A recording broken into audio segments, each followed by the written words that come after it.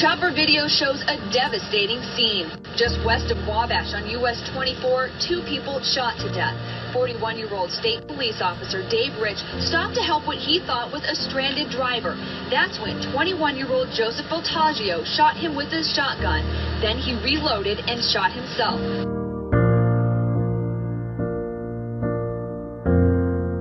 So Dave and I met at an apartment that we both lived at, and he was my state trooper, but we hardly barely talked. It was, hi, see ya.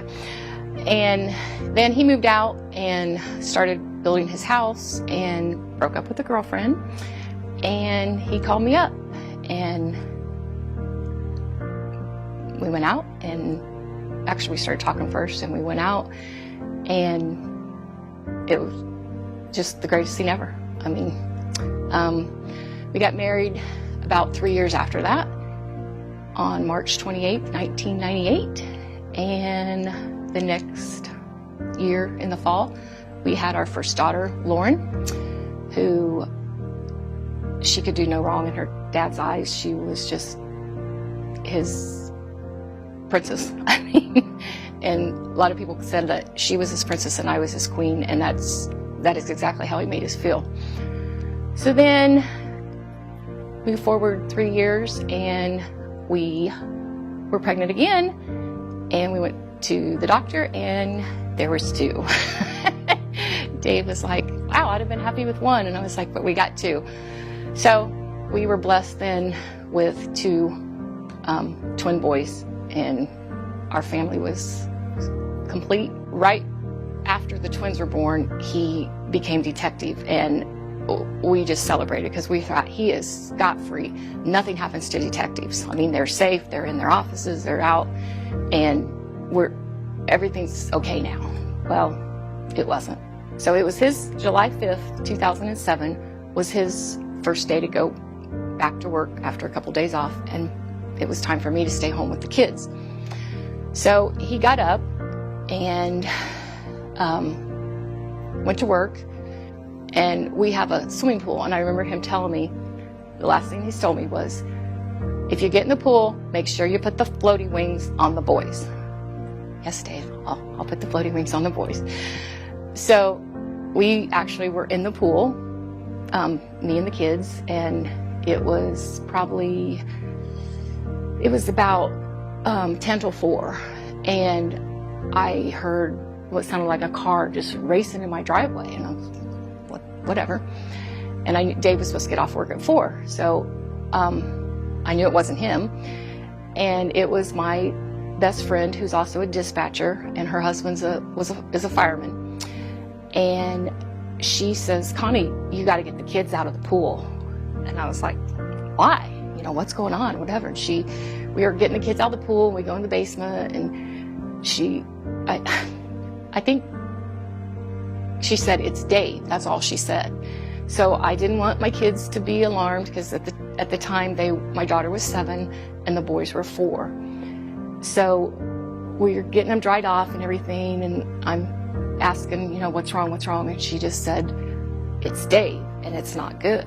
And I remember telling her in my kitchen, take the kids upstairs. I have to go pray. And it just overcame me, and I just went to my bedroom, and I got down on my hands and knees like you did when you're little in Sunday school, and I just prayed to God. And at this time, I didn't know if he had been in a car accident or it was a gunshot or anything. I did not know what I was praying for, other than I was praying for my husband and basically for God to be with him. So she gets the kids dressed and everything. I don't want to say compose myself, because I still don't know what's going on, but I come out of the bedroom and we meet up, and nobody's telling me anything. Well, I hear a knock on the door, and it's a state trooper. Well, that's kind of the police officers' wives talk about the knock on the door. You don't ever want that. My friend's husband, the fireman, had arrived, and I still don't know if Dave's alive, if he's, whatever. And one of them, I don't even know who, said, Connie, it was a gunshot. And again, it was like, okay, that's worse than an accident, whatever. But again, I don't know if he's alive or he's gone. I remember sitting at the table and Dave Phillips sat across from me, and I just looked at him. I said, tell me the truth. What happened? Where is he? And he told me then, and it was probably about an hour later, I'm guessing 45 minutes, that my husband had passed away from a gunshot wound. And I was one that I said, I want to see him. And everyone, no, Connie, you don't. They tried to talk me out of it. And I said, I want to see him. And someone's taking me. So we went to the hospital at the morgue. And when an officer dies, he's never left alone until he's buried or cremated, however the family decides. So he had a guard with him 24/7, and there was one in the morgue as well. And I got to say goodbye to my husband in the morgue. I promised him that I would raise our kids to know him and for him to be proud of me and our family.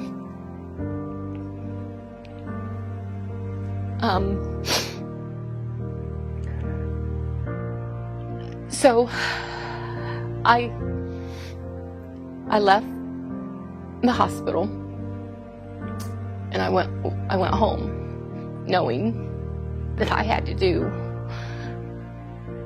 the hardest thing I've ever done in my life, was to tell my 3 kids that their dad had been killed and was never coming home.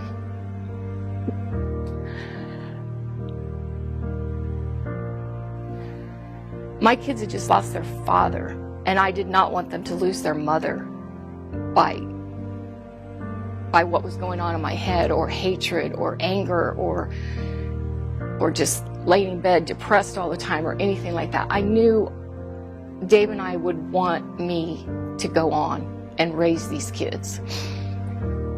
So this man that took my husband's life also took his own. I remember saying I was glad that he took his own life. I guess I was more glad that he did that so that I didn't have to go through a trial in court, relive everything, hash everything over. But at the same point, I have never looked at this guy's picture. It's kind of protected me because I knew I did not want my heart full of hatred.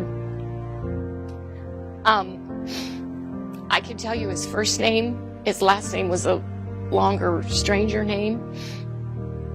I don't refer to the man that took my husband by name or because that associates a person that I don't want to hate. I don't want my kids to hate someone. Life's too short to hold anger. I didn't have a person to truly forgive because he did kill himself. But over the years, I've forgiven him.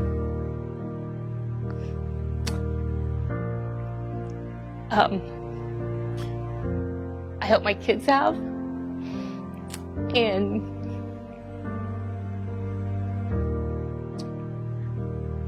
God has helped me forgiving. I'll never forget. And I'll never forget my husband. My kids will never forget their dad. But through God's grace, we're okay.